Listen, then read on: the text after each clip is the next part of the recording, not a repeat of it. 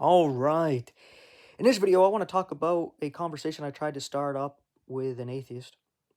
I generally don't bother talking with atheists, but I decided since there were so many of them commenting that I would take one of them and talk to them and show how they're unreasonable. So there was one of them that said something along the lines of there not being any evidence of the existence of God.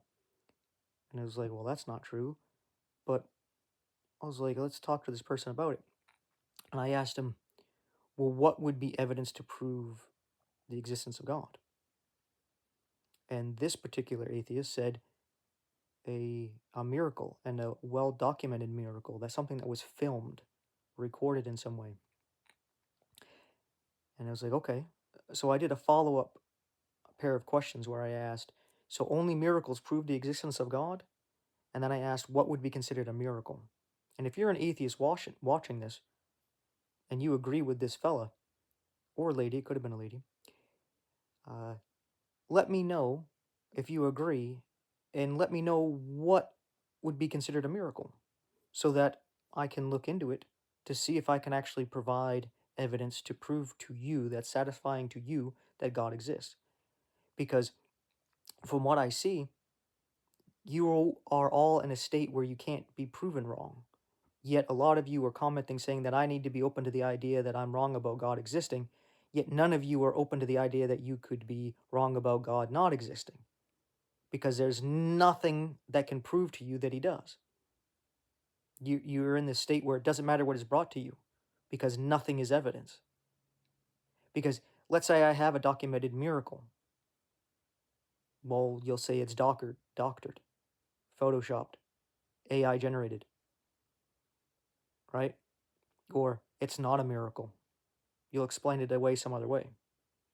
So I need to know your definition of a miracle, what would need to be provided, right?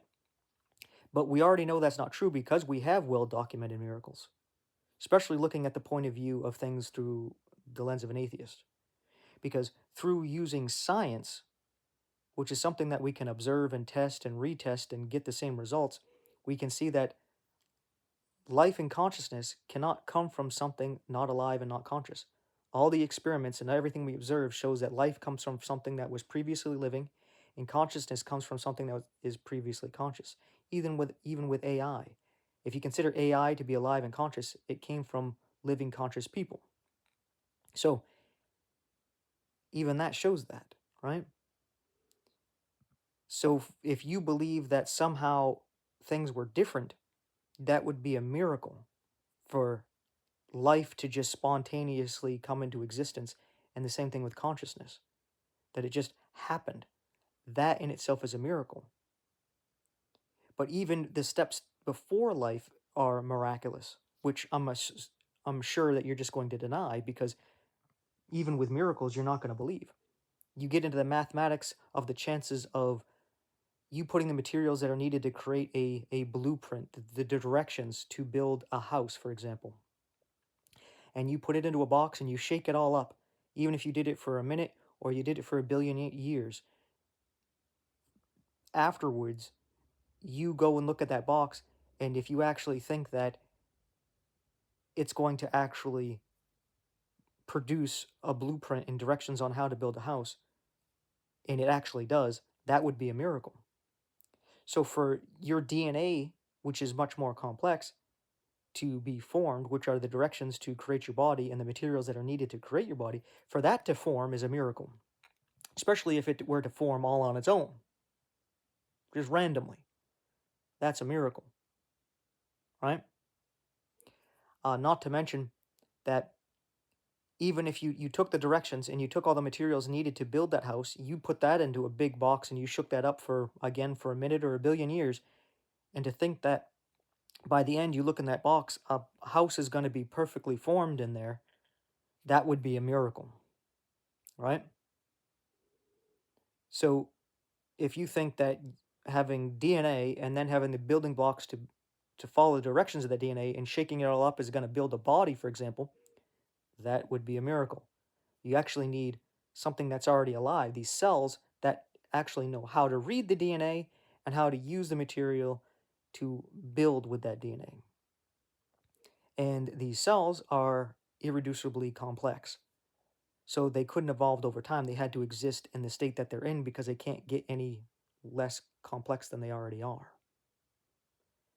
That is a miracle, right?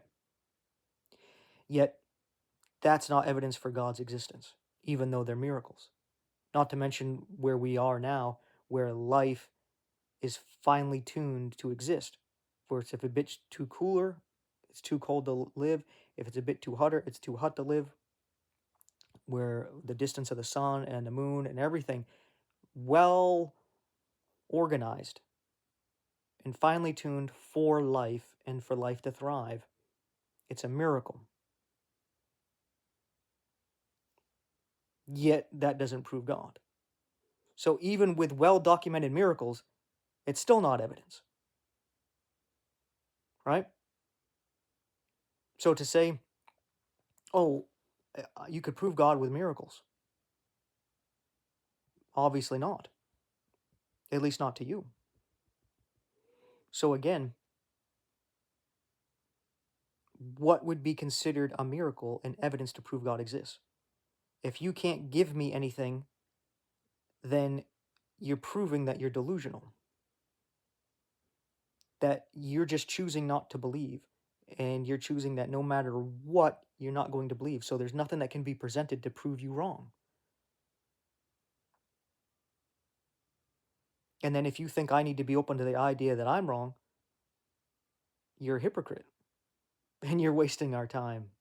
And you're just proving my point of how atheists are just irrational talking monkeys that there's no point to give any kind of time and respect to. But anyway, I think this is going to be my new thing. Being a cool dude with my cool glasses here in these videos. As a kid, I always wanted a pair like this. You know, Bret Hart, the wrestler. He would take off his glasses when he came in the ring and he'd give it to some kid out in the fans. And I was like, man, it would have been awesome to be one of those kids there and get the pair of glasses.